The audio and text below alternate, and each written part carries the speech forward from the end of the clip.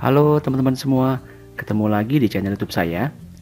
Di video kali ini agak spesial ya teman-teman semua, karena saya tidak hanya memberikan quick review daripada IPO brand Barito Renewables, tapi saya juga memberikan bonus ulasan mengenai valuasi PGO, karena memang IPO daripada brand ini memberikan katalis positif ya secara tidak langsung kepada PGO itu sendiri. Oke, kita langsung saja mulai dengan ulasannya. Jadi teman-teman semua perlu ketahui ya bahwa IPO brand ini merupakan salah satu IPO jumbo di tahun 2023 ini, dimana mungkin memang momennya cukup tepat ya menurut saya, dimana saat ini sedang tinggi ya hype daripada bursa karbon, sedang tinggi hype daripada energi terbarukan. Jadi merupakan momen yang tepat bagi brand untuk bisa IPO di tahun 2023 ini seperti itu.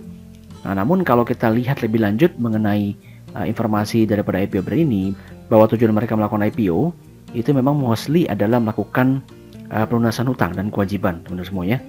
Jadi di posisi saat ini, brand selaku induk usaha daripada Star itu nanti setelah IPO akan melakukan penyetoran modal kepada Star Energy agar bisa melakukan pelunasan sebagian besar hutang mereka kepada Bangkok Bank dan juga kewajibannya kepada Star Energy dan Oil. Ya, jadi to be honest, kalau menurut saya pribadi, ini tujuan daripada IPO brand ini kurang menarik teman-teman semua ya. Namun menurut saya secara pribadi, ini memang merupakan salah satu jalan ya bagi manajemen brand untuk bisa membuat brand ini bisa lebih ekspansif lagi ke depannya.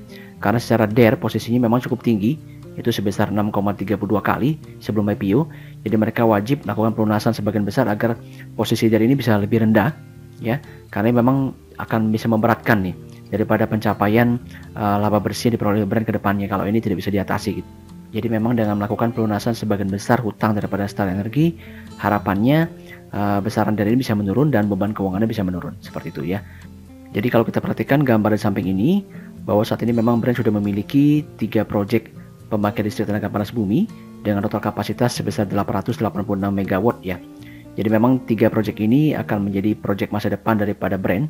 Saat ini sudah beroperasi, namun belum beroperasi secara maksimal, sehingga diharapkan ke depannya itu bisa diutilisasi lebih maksimal lagi. Dan tentu saja ini akan bisa berdampak ya terhadap pertumbuhan revenue dan juga pertumbuhan laba bersih daripada perusahaan ini. Berikutnya informasi yang kedua adalah dana IPO ini meskipun terbilang jumbo teman-teman semua ya, tapi ternyata kalau kita lihat dari sisi jumlah IPO-nya itu sangat sedikit sekali, yaitu hanya sebesar 3,51 triliun saja dana IPO-nya.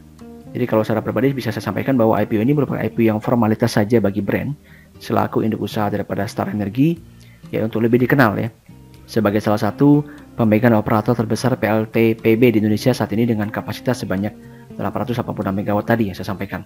Ya, jadi lebih besar daripada PGO di posisi saat ini. Ya, jadi IPO ini sangat kecil sekali karena kalau kita perhitungkan dengan jumlah market cap mereka itu sangat besar sekali ya, sekitar 90 sampai 100 triliun seperti itu. Di mana juga untuk lembar saham yang diterbitkan juga hanya 3,35% saja. Jadi memang sangat minim sekali ya. Meskipun memang kalau ditambah dengan kepemilikan saham oleh Jupiter Holding dan juga Prime Fund, jadi memang kalau secara hitung-hitungan free floatnya ya masih memenuhi syarat daripada bursa efek ya. Namun kalau kita ukur dari sisi tren daripada IPO jumbo ini termasuk sangat kecil sih, hanya 3,35% saja. Meski untuk market cap-nya itu mungkin mendekati sampai dengan 100 triliun ya. Dengan rentang harga IPO sendiri itu berkisar antara 670 sampai 780 rupiah per lembar saham. Oke, kemudian informasi yang keempat adalah untuk capaian laba bersih brand sendiri ini pada Q1 2023 itu lebih rendah ternyata dari capaian PGO di kuartal yang sama. Ya karena apa? Ya karena beban keuangan yang tinggi tadi ya. Oleh karena itu memang salah satu tujuan mereka untuk bisa menyehatkan neraca daripada Star Energy khususnya yang tentu akan terkonsolidasi ke dalam laporan keuangan brand sendiri. Ya mereka harus melakukan pelunasan sebagian besar hutang itu agar bisa menekan besaran beban keuangan ke depannya. Ya nanti kita bisa lihat nih pada ulasan profitabilitas perusahaan ini. Oke, berikutnya informasi yang lain adalah mengenai prospek daripada brand ini ya teman-teman semua. Ya bisa diperhatikan di sini di mana memang untuk negara kita sendiri ya Indonesia yang diberkahi dengan kapasitas neto daripada panas bumi itu cukup besar teman-teman semua ya. Memang posisi saat ini itu kita masih tertinggal sedikit di bawah Amerika Serikat.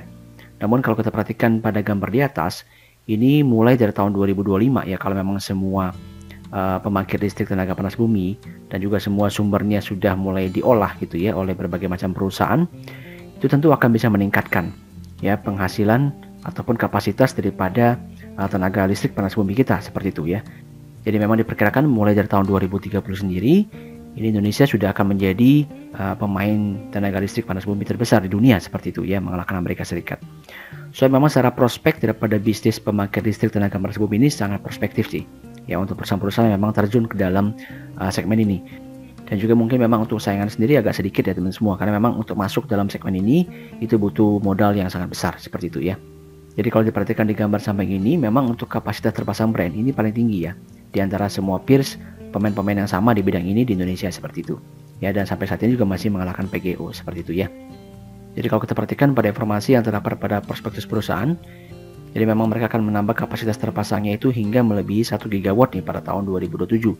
Oleh karena itu tentu ini menjadi sebuah catatan yang penting bagi kita bahwa prospek perusahaan ini akan bagus ke depannya seperti itu ya. Namun sedikit yang menarik ya, kalau kita bandingkan dengan pesaingnya saat ini yang listing juga di bursa yaitu PGO, ini pada dasarnya PGO sendiri di tahun 2025 teman semuanya itu akan menargetkan pembangunan kapasitas juga melebihi daripada 1 gigawatt seperti itu. Tentunya ini menjadi menarik ya, karena bagi PGO sendiri ini akan menjadi yang terbesar di tahun 2025 nanti ya. Jadi akan terjadi saling salip menyalip nih antara PGO sama brand gitu. Oleh karena itu sangat penting sekali kalau kita ingin membandingkan valuasi daripada brand ini, itu harus dibandingkan dengan PGO ya. Nanti akan saya sampaikan pada informasi berikutnya. Nah, kemudian satu hal yang positif daripada brand ini teman semuanya adalah merupakan perusahaan yang fundamentalnya kuat. Meskipun posisi daripada Star Energy itu cukup besar ya. Jadi kalau kita perhatikan dari sisi laporan keuangannya, ini perusahaan memiliki arus kas yang kuat karena memang sudah memiliki kontrak off-take jangka panjang dengan PLN.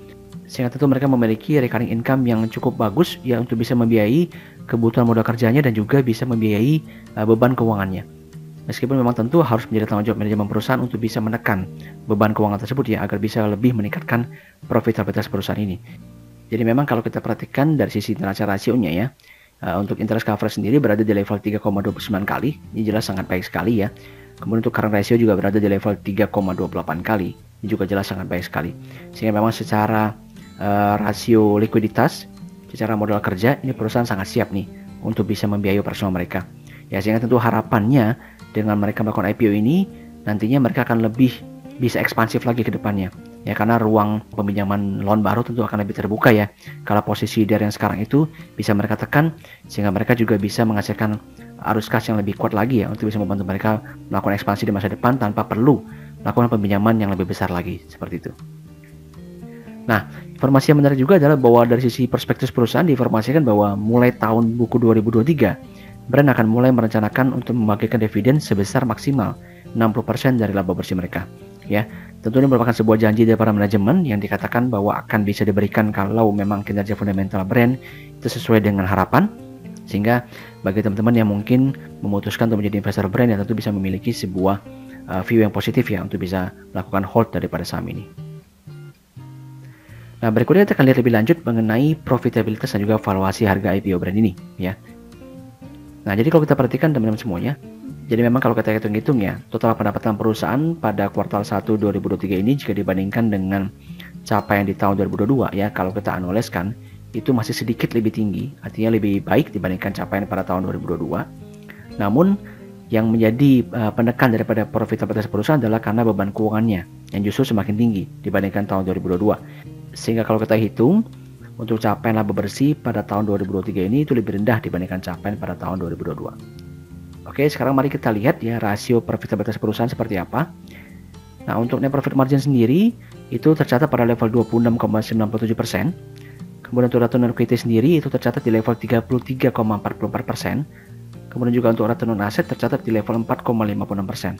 Ya, jadi secara overall memang secara profitabilitas itu levelnya bagus, meskipun dibandingkan dengan tahun 2022 itu masih mengalami penurunan. Nah, sekarang kita bicara mengenai evaluasi daripada harga IPO brand ini ya. Dari berbagai macam informasi yang saya peroleh ya, kalau kita bandingkan antara brand dengan PGO, ini bisa kita lihat sebagai berikut. Jadi untuk price to sales ratio sendiri ya, untuk brand sendiri berada di level 10,1 kali sampai dengan 11,8 kali dibandingkan dengan PGO, ini masih lebih tinggi. Kemudian juga untuk price to earning ratio juga sama, ini bahkan jauh lebih tinggi dibandingkan PGO di level 60 sampai 70 kali PE seperti itu. Kemudian juga untuk price to book value sendiri juga jauh lebih tinggi dibandingkan PGO, itu sampai mencapai 14 sampai 15 kali PBV. Sedangkan PGO sendiri itu hanya di level 2 kali. Kemudian juga kalau kita lihat dari sisi rasio EV/EBITDA, ini juga masih lebih tinggi dibandingkan PGO ya. di level kurang lebih 14,5 sampai dengan 16 kali EV/EBITDA dibandingkan dengan PGO di level 12,5 kali. Dan kalau kita bandingkan juga dengan rasio EV/EBITDA di industri pembangkit listrik tenaga panas bumi sendiri ya, itu memang berkisar antara 13 kali. Jadi kalau kita lihat rasio daripada brand ini jelas lebih premium ya, sudah jauh lebih premium dibandingkan PGO yang masih di level 12,5 kali. Jadi mungkin bagi teman-teman yang bertanya ya, apakah valuasi harga IPO brand ini mahal apa tidak? Jawabannya sudah jelas ya teman-teman semua. Harga IPO-nya ini premium ya, sudah lebih mahal dibandingkan dengan pesaingnya PGO. Nah, kenapa bisa seperti itu? Karena PGO sendiri sudah memperoleh laba bersih yang lebih tinggi dibandingkan brand, meskipun kapasitas produksi mereka lebih rendah ya. Jadi kalau kita bandingkan dengan PGO, jelas IPO brand ini sudah lebih premium, sudah lebih mahal seperti itu. Dan kalau pertanyaannya berapakah harga wajar IPO brand? Ya jawabannya sebenarnya sederhana saja ya, harus di bawah harga IPO-nya sekarang ini. Ya harus di bawah harga 670 ya. Jadi kalau bisa di bawah itu mungkin masih ada ruang upside secara fundamental ya, seperti itu. Oke, berikut saya akan langsung sampaikan ya summary daripada IPO brand ini seperti apa. Jadi memang secara objektif saya akan sampaikan bahwa IPO brand ini kurang menarik teman-teman semua ya. Karena secara fundamental versus valuasi perusahaan jelas sudah overvalued ya. Kemudian juga potensi penjatahannya juga minim ya, karena jumlah saham IPO yang dikeluarkan itu sangat kecil sekali, dan karena valuasinya premium dibandingkan PGO, maka memang menurut saya jangan memesan IPO ini ya terlalu besar. Karena jika nanti listing tidak sesuai harapan, maka untuk keluarnya akan lebih sulit. Karena memang jumlah saham IPO-nya kan sedikit seperti itu.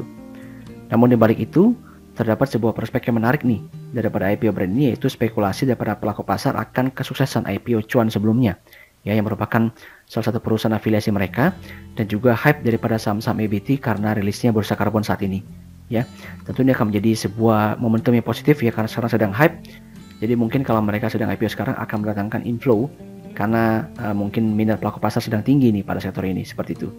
Namun secara pribadi saya lihat memang meskipun secara IPO cukup besar, IPO jumbo ya, namun untuk bisa mendatangkan inflow yang lebih besar nantinya, itu perlu ada sedikit ruang adjustment dulu nih terhadap harga IPO brand itu menuju keseimbangan baru pada harga saham ini. Ya baru nantinya kita bisa lihat nih apakah ada inflow yang besar yang masuk dalam saham ini, seperti itu. Jadi kalau saya bisa memberikan komentar teman-teman semuanya, bagi teman-teman yang ingin memesan IPO daripada brand ini, maka sifatnya sangat spekulatif. Sekali lagi sangat spekulatif ya. Jadi harap perhatikan besaran pemesanannya, jangan terlalu besar saran saya, dan juga harus siap untuk keluar sih kalau misalkan pergerakan harga sahamnya tidak sesuai dengan harapan kita. Namun jika market maker brand berniat, maka ada ruang kenaikan 25-50% pada pekan pertama IPO saham ini. Jadi harap diperhatikan 2 hari perdagangan pertamanya teman-teman semuanya, karena ini akan sangat-sangat menentukan sekali. Kalau memang market berniat, maka saham ini akan bisa diangkat menurut saya mungkin 25% sampai 50% ya di 2 hari perdagangan pertama pada minggu awal, seperti itu. Ya, namun di minggu keduanya harap diperhatikan lagi. Di sinilah momen kritisnya. Ya, perlu sebenarnya secara normal perlu adanya keseimbangan harga baru bagi brand ini. Baru kemudian kita bisa melihat harga pergerakan harga saham ini ke depan seperti apa. Ya, jadi tanpa adanya konsolidasi, maka kita akan sulit menilai kemana sih harga saham ini akan bergerak. Ya, karena secara valuasi sangat mahal, jadi kita akan lihat nih ekspektasi pelaku pasar seperti apa. Kalau ternyata tidak turun lebih dalam, kalau ternyata bertahan misalkan di level 600-an, berarti area tersebut merupakan area yang dipahami atau diinginkan oleh pelaku pasar, seperti itu. Nah tentu kalau misalkan dia nanti rebound, ini akan menjadi suatu hal yang menarik karena hype daripada saham-saham EBT yang saat ini sedang tinggi di bursa kita, seperti itu ya. Oke, demikian summary saya mengenai IPO brand ini. Namun sebelum saya sampai kepada ulasan valuasi PGO, izinkan saya untuk menyampaikan informasi sebagai berikut ya teman-teman semua. Bahwa saat ini kami sudah memiliki 2 channel informasi yang bisa teman-teman follow untuk bisa mendapatkan berbagai macam update market, informasi teknikal maupun fundamental, serta edukasi-edukasi lainnya.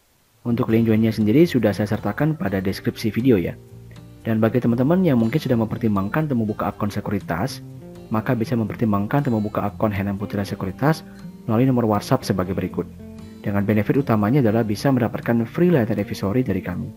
Kita lanjutkan dengan ulasannya. Oke, jadi berikut merupakan perbandingan ya antara fundamental brand dan juga fundamental PGO. Oke, kita mulai dengan ulasannya. Jadi untuk kapasitas maksimal sendiri, saat ini brand masih memegang posisi nomor 1 teman-teman semuanya, yaitu sebesar 886 MW dibandingkan dengan PGO di posisi nomor 2 sebesar 672 MW. Untuk target pengembangan brand sendiri di tahun 2027 itu akan lebih dari 1 GW ya. Sedangkan untuk PGO sendiri target pengembangannya akan melebihi 1 GW pada tahun 2025. Ya, jadi sangat menarik sekali. Di tahun 2025 PGO akan memegang posisi nomor 1. yang nantinya akan disalip lagi oleh brand di tahun 2027 seperti itu ya. Nah, kalau kita bandingkan market cap-nya sendiri, dia juga kalau berdasarkan IPO daripada brand itu rentang antara 90 sampai 100 triliun. Sedangkan kalau kita perhatikan market cap daripada PGO sendiri saat ini di level 66 triliun seperti itu ya. Kemudian berikutnya kita akan lihat seperti apa nih capaian daripada revenue kedua perusahaan ini serta laba bersihnya. Nah, untuk revenue daripada brand sendiri kalau kita hitung di Q1 2023 ya, berdasarkan informasi yang mereka sampaikan pada prospektus perusahaan itu di level 147 juta USD. Sedangkan kalau kita bandingkan dengan PGO ya, dari laporan keuangan Q2 yang mereka rilis, jadi saya bagi dua saja. Jadi kalau di Q2 di level 206 juta USD, saya bagi dua berarti di level 103 juta USD seperti itu ya. Berarti memang secara revenue PGO masih kalah dibandingkan dengan brand. Namun kalau kita lihat laba bersihnya, PGO sudah mampu mencatat laba bersih itu pada Q2 2023 itu di level 92 juta USD kurang lebih. Dibandingkan dengan estimasi brand pada kuartal kedua itu akan mencatat di level 80 juta USD. Ya, jadi di sini menarik ya. Secara kapasitas PGO masih kalah dibandingkan dengan brand. Secara revenue juga masih kalah, wajar. Namun ternyata secara net income itu lebih tinggi dibandingkan dengan brand seperti itu, ya. Nah, berikutnya kita akan lihat seperti apa ya valuasi harga wajar daripada PGO. Nah, seperti yang saya sampaikan di awal video ini ya, bahwa IPO daripada brand ini memberikan katalis positif secara tidak langsung terhadap PGO. Nah, kenapa bisa seperti itu ya teman-teman semua? Karena seperti yang kita ketahui bahwa PGO saat ini merupakan perusahaan geothermal satu-satunya yang listing di Bursa Efek Indonesia. Jadi dengan IPO-nya brand ini, otomatis pelaku pasar mulai kembali nih melirik fundamental daripada PGO dan mulai kembali melakukan kalkulasi terhadap valuasi harga wajar PGO yang sebenarnya untuk dibandingkan juga dengan brand. Ya, dan akhirnya diketahui bahwa ternyata brand ini itu profitabilitasnya lebih rendah dibandingkan PGO, dan juga ketika dihitung dengan rasio-rasio valuasi lainnya ternyata lebih premium dibandingkan PGO. Ya, otomatis akan ada aliran dana juga yang masuk dalam PGO ya karena IPO daripada brand ini seperti itu. Sehingga bisa teman-teman perhatikan ya, ini harga saham PGO mulai mendapatkan sentimen positif nih ketika brand ini mulai diumumkan untuk melakukan IPO seperti itu. Dan ketika video ini saya buat, ini harga PGO di level kurang lebih 1.600-an ya seperti itu, dengan market cap di level 66,4 triliun ya.